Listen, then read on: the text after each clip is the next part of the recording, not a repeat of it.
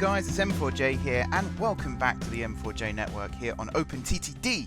I'm back from my week off, and we are here today building the rest of the route between, I can't get my words out again today. What is wrong with me? We are back building the rest of the route between Quincity Junction and the south coast of the map. This is a project that has been a long time in the making. Very long time ago now was the original suggestion to build a line south from Munfingford. It must be like a year ago, maybe even longer, that was first suggested, and we're finally finishing it here right now. But that doesn't mean that the project is by any means over, because Quincity was not meant to be part of the project. It was meant to basically just be a direct line between Munfingford and the south coast, and now we've got this extra massive junction with two extra massive main lines coming in and out of it. So, suggestions. We've already marked on the map a couple of the main lines, but now that I've got this new speed limit system up and running and working, I kind of would like to build some branch lines that spur off of Quincity as well, using the signals to control the speed limits, because waypoints can be placed anywhere for wayfinding. It just makes life a little bit easier. So, what kind of branch lines would you guys like to see coming out of Quincity? That's the first big question. Second big question, do you think Quincity is maybe a little too big still? Because every time I look at it, just then I had a glimpse of it, and I suddenly thought, oh, that's massive. And the reason I ask is Munfingford is about half the size of Quincity, there or thereabouts, and I've just started running trains into Munfingford, and it's ridiculous that you've got this huge, 25 platform station, and then one little service that tootles in and out every now and then. Obviously there will be more added over time, but it still feels a bit overkill. So let me know what you think down below. I'm sure a lot of you are going to say more is better, but even so, I would like to know for sure. But yeah, I'm really happy to get the project finished. Any project that I get finished these days I'm quite happy with, because there are a few things that I don't like leaving things unfinished, but I have a really nasty habit of leaving things unfinished. So to actually get this done is really nice. So again, happy with that. And also just the idea of now running trains from the very north of the map to the very south of the map seems a lot more realistic. I'm not saying that that's what will happen still, but it's nice that that is now an option at least, because of as I said, the new speed limit system means that there's a lot less orders in the order list for each service. So I think the best example still is the Western Reaches lines, north and south. I took something that was like a 220 odd order, and the high speed actually is a good example.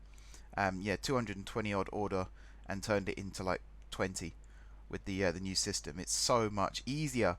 I actually can't believe when it was first suggested to me, I think it was James suggested it in the chat one week, that I actually doubted it at first and said I didn't think I was going to use it because I was happy using the waypoints. What a dumbass I turned out to be, because it's actually a very useful tool. It takes forever to set up. That's one thing I don't particularly enjoy. So I have now done all of the Great Western line between Plindham and Munfingford, and also between Plindham and Charwood. So you might have seen on the Discord yesterday, so I'm posting this on the Tuesday, so yesterday on the Monday, I posted a screenshot of a new station, Freeham Parkway, that's been built on that triangular junction between this is the conversation we were having actually. What is that line? So there's the line that goes between the Western Reaches South and the West Coast main line. It's not part of the Western Reaches South franchise, but I have included it as part of the Western Reaches South route, and it's very important to distinguish those two things. For example, the Great Western route is not the same as the Great Western franchise, because the Great Western franchise also covers the branch up to Moddingpool Falls, as well as the branch lines out to places like Dintown. So the map that's been made is a franchise map, but I think I might ask for a variation to be a route map, so that you can see where each franchise runs, but also see where each main line runs. Because then when I say the Great Western main line, you'll know that I'm not talking about the line up to Moddingpool Falls, for example. But yeah, the Freeham Parkway is a very nice station actually. I was quite happy with it. I've decorated it quite a lot. It took me sort of 45 minutes to an hour to get it how I wanted it. It seems to have been received well in the chat, and as part of that, all services between, or pretty much all services between Plindham and Charwood will call at Freeham Parkway, because it's a major interchange between the GWR slow and fast, and it's also an interchange between the GWR and the well, it's technically not the GWR at that point, is it? It's the again, what would you call it? I suppose it's the southwestern main line down to Charwood and then on towards Sanley. But yeah, it's the major interchange between that line and whatever the line is that links the western reaches south to the west coast. So it's that's why I built it, because I knew the two lines were going to intersect there, so it felt like a no-brainer to have some kind of interchange there. Because apart from getting the cross-region train from Woolworth to Fort Flonwood and then changing onto a southwestern train, there's no other way really of interchanging between GWR and southwestern. So to add that little connection there was a good idea, I feel. Although I suppose some southwestern trains will run down to Charwood, but you know what I mean, like to get to the west coast basically. Although Plindham as well. Maybe I didn't need to build it, but I built it anyway, so it's there now. It's mostly eye candy. There's a few bus stops there, and then there's split platforms. It's a bit like Worcestershire Parkway, but bigger. Which again, I like. You know, I like big stations. You know, it's what this network's all about. And actually, talking about what this network is all about, I have started working on a series that's currently called The History of the M4J Network, but it might have a name change. And basically, this series is a lot of people have asked me why I like my style. Why do I build realistically? Why do I build big stations? Why do I care so much about speed limits? So I felt like I wanted to answer those questions, and the best way to do that is in its own set of videos. So the plan is currently to have a series of say 5 or 6 videos. I've already written the script for the first one, but the first one talks mostly about the history of OpenTTD and where it came from. And I have to hold my hands up here for a second, because I had an argument with someone on Reddit who turned out to be John, who's been helping me with the new GRS, the BR Trains one. And the argument was, what does the TTD stand for in OpenTTD? Now, I always assumed that it was just Transport Tycoon Deluxe, which is what OpenTTD was based off of. But it turns out that's not actually the case. It's a backronym, so it's not a direct relation.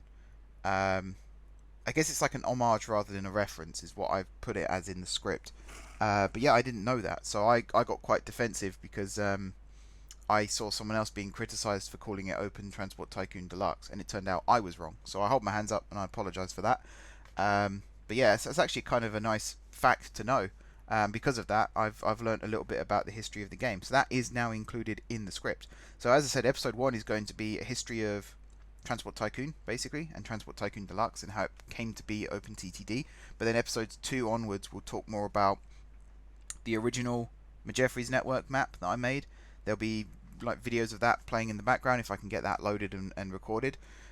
Plus there will be videos of the second map and how it evolved between the first map and the second map, and then basically going into the third map, what is now the M4J network, and a complete playstyle change really, because I did care about speed limits and stuff back in the day, but it was only when I got into this map and I could start programming signals, I could start using waypoints for speed limit control and things like that, that it really took off. So that's what most people would recognize as being my playstyle, but it's not always been that way. So yeah, I want to kind of make a series of videos to explain that. Plus I'm all about the views, so putting it in separate videos is top notch as far as I'm concerned. So that will be coming to you very, very soon, I hope. It very much depends on how motivated I can make myself to actually get the script finished, ready, and recorded. The gameplay clips, it's not like the Siege series, which I keep talking about, which is still in the works, believe it or not. I am still recording footage for it, but that one's a bit trickier, because I record a match, and then I have to go back and rewatch it, and then, you know, pick out key moments, write a script based on that, and then record it. Whereas with OpenTTD, I can just record what I want to say and then play some random clips in the background. So it's a lot easier. And you know, I like easy as well. So that will be coming soon. But if you've got any ideas for what kind of things you'd like me to talk about in that series, feel free to comment down below. So any questions you have about me playing OpenTTD, or my history of OpenTTD, or my history of Transport Tycoon, or any questions about why do you use waypoints for this, why do you build your stations like that, what's your favourite new GRF? I suppose I could answer that one too, although it's a bit like asking me what my favourite mod is in City Skylines. You probably get an answer that's like 4 or 5 different things rather than just one, because they're all important as far as I'm concerned, otherwise I wouldn't have them. But still, feel free to ask those sorts of questions. and I'll try and work as many of them into the script as I can. And also let me know if you're excited for that series, because I think it will be something a little bit different. Me talking more about the story, since that's something I talk to other people a lot about but don't really do myself. So that'll be kind of my version of that, and hopefully it does quite well, but we'll see. Right, it's actually been a couple of weeks since I did this build here, so I'm trying to remember exactly what bits stood out. I am still trying to do, by the way, I know I talked about this on the Discord as well, about building routes in straight lines and carving through the landscape and stuff. I am trying not to do that still. I am trying to follow the natural contours of the land as much as possible, but I'm also of the mindset, like Brunel built Tunnel through Box Hill and moved a lot of earth in order to do it. So some of these routes do have to look like the earth was moved around them, if that makes sense, rather than vice versa. So there are some, like this route here, that valley that you saw me build just now, that's part of that. You know, it's not always a straight line. Sometimes costs have to be cut. For example, the Liverpool to Manchester route, I can't remember the name of the swampland that it runs through now, but that was considered impossible at the time. You'd never build a railway through here, and yet Stevenson managed it. So there are times where, you know, the land has to be conquered, but there are also times where the land conquers the railway. And I want to try and represent all of that, because again, it's realism. That is what happens in the real world. Sometimes projects have to be altered because of nature saying no. Sometimes projects have to be altered because of environmentalists saying no, but that's another story for another day. The route is done. You see the line is now connected. It is insane every time I look back at the network. And I can totally understand when people join the stream for the first time and they sort of look at it and go, wow, this network is huge. And I'm not saying that in a big-headed kind of way, but you know, I'm with you. You know, I look at it sometimes and think, bloody hell, this thing's massive. Did I really build all this? And the answer is yes, I did build all of this, but with a lot of help from you guys. So I don't ever claim for it to all be my own work. And this project here, you know, the line from Munfingford South, that wasn't my idea. That was something that was suggested in the comments, and I sort of leapt on it, took it, worked with it, turned it into this. So yeah, I always like to put my name on it, because at the end of the day it's my channel, my series, but I never take full credit for everything that you see here. I'm always happy to pass on the credit to who deserves it. I don't know why I'm saying that, 'cause no one's accused me of the opposite, but there we go. It's always nice to look back though and see what's been built, and that's another reason why I want to do the history of series, because it'll be really nice to look back and see the different variations of the map and how my playstyle has evolved, because you know, sometimes it does help to look backwards to move forwards. I might see something that I like the look of from back in the day that I've forgotten about, and I might integrate it into the M4J network. Who knows? I know that the bus and tram network that I used to have on one of the old maps was something I was quite pleased with. So if I can replicate that, I've said this on the stream when I was building all this, but one of the things I'd like to do moving forward, this coming week's stream is going to be me finishing off the East Coast route down to Pruntford. So from Kingston wide down to Pruntford, and then the week after is going to be me rebuilding the freight depots, freight terminals, Gardcity North and South. To be fair, South doesn't need too much work doing to it.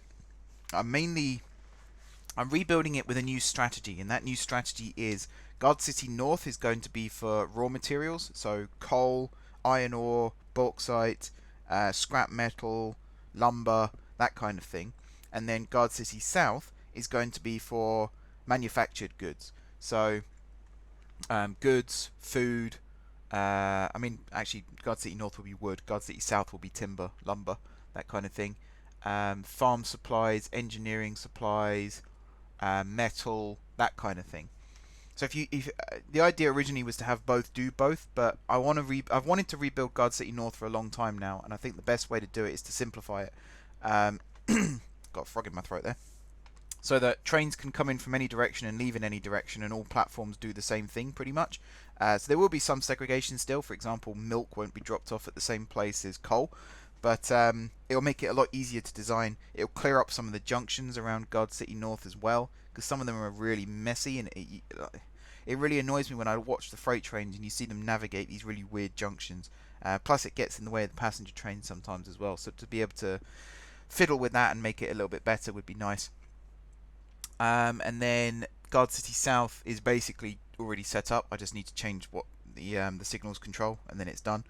There will be some raw materials still dropped off at Gardcity South because of the shipping that goes through to the factories that I've got set up there. But it's kind of tidying up some of the other parts of the network now. So that was one of those things that was bugging me. Also adding the buses and the trams back into Gardcity. Trying to make my company profitable is also a big thing. Now that the GWR is fully up and running, or at least the original schedules that were given to me 2 years ago that I never got around to finishing. Now that they're all up and running, that company is actually profitable. Gardcity Great Eastern isn't, but the reason that is the case is because the Mark 1 carriages are listed as having the same running costs as steam locomotives, and in the base costs new GRF I set steam locomotives to be ridiculously expensive. Again, for realism, in real life it costs a lot to run a steam loco these days. So I might either change the running cost of steam to make it cheaper, or I will go into the new GRF code and I will change what running costs the Mark 1s use to diesel rather than steam. The reason being is right now my loco hauled trains on the Great Eastern are using Mark 1s, and they all cost me like £1 million a year to run, and they make about half of that back. No, actually they must cost more, because I lose over £2 million a year in each group. So that's why my trains aren't that particularly profitable. But it turns out that the rest of the network is actually running quite well and is making me quite a lot of money. So yeah, I will get on and find a solution to that. Again, if you want to suggest what is easier for you guys, because I don't want to change the Mark 1s in the code if you guys still want them to be Steam based, because basically this will be available for download soon. I'm just sorting out some little bits and pieces still. I don't want to release a half-finished product. Sorry, that's the issue here. So I'm trying to get sort of key things done, and then I'll release it as a map on the website for you guys to download. So let me know what you think. Do you want me to use base cost to make it cheaper, or would you prefer it if I went into the source code? Because I don't want to change the source code and then other people who don't play this map might download the new GRF and then they don't want it to be cheaper. Because again, for realism's sake, the Mark 1s were used with steam locos, and then the Mark 2s were used with diesel locos. So I could just upgrade to Mark 2s, I suppose. But we'll see. Let me know what you think down below, and we'll sort it out. I'll sort it out. You guys don't need to do anything apart from let me know what you want. But yeah, that's basically it for sort of admin stuff for today. The junctions you see me building here, again, I actually enjoy doing these junctions less than when I did them with waypoints. Because at the time you just build a junction, put the waypoints down, and then worry about it later. Whereas right now you build a junction, you have to do all the speed limit stuff first, and then worry about it later, or never have to worry about it again, really, because the train just then runs. So that's, I always find it satisfying now when I watch the when I watched the first train run to Munfingford. That was a really satisfying moment because it worked. Or at least I think it worked. I have watched it again. I think the speed limits all work.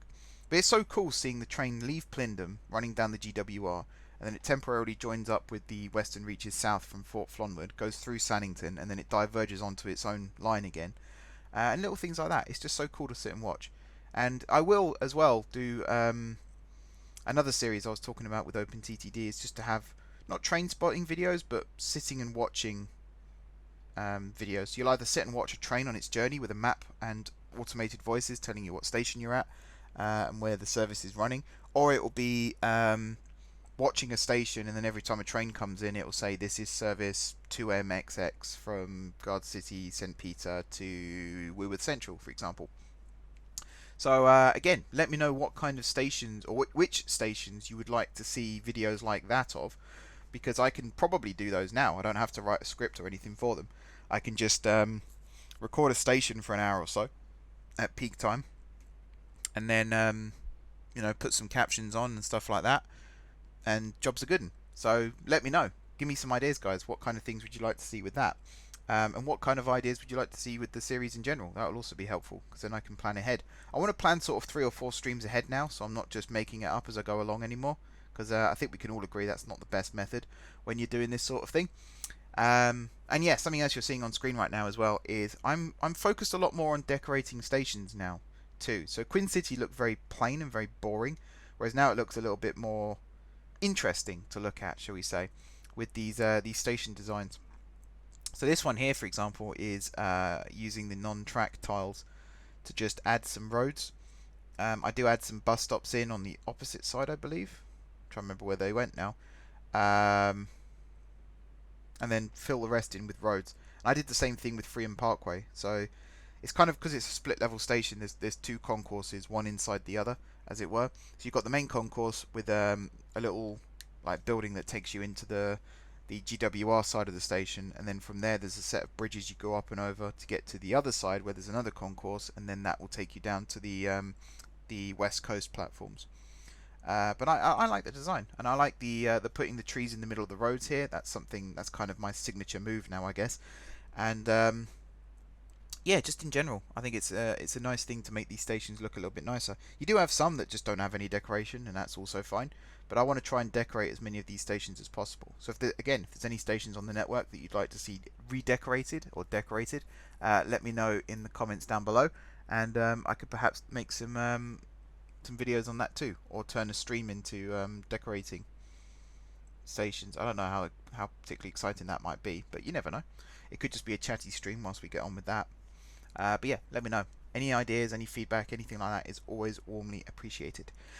But for now, as this station build here gets finished, I'm going to wrap up the video. Thank you very much, guys, for watching. Don't forget to hit the like button if you enjoyed the video, and of course if you're enjoying the series. It really does help out the channel every time you hit the like button, so please feel free to do that. And also dropping comments down below. Any interaction of any kind, even just sharing the videos, is always appreciated. So please, please, please do that if you can.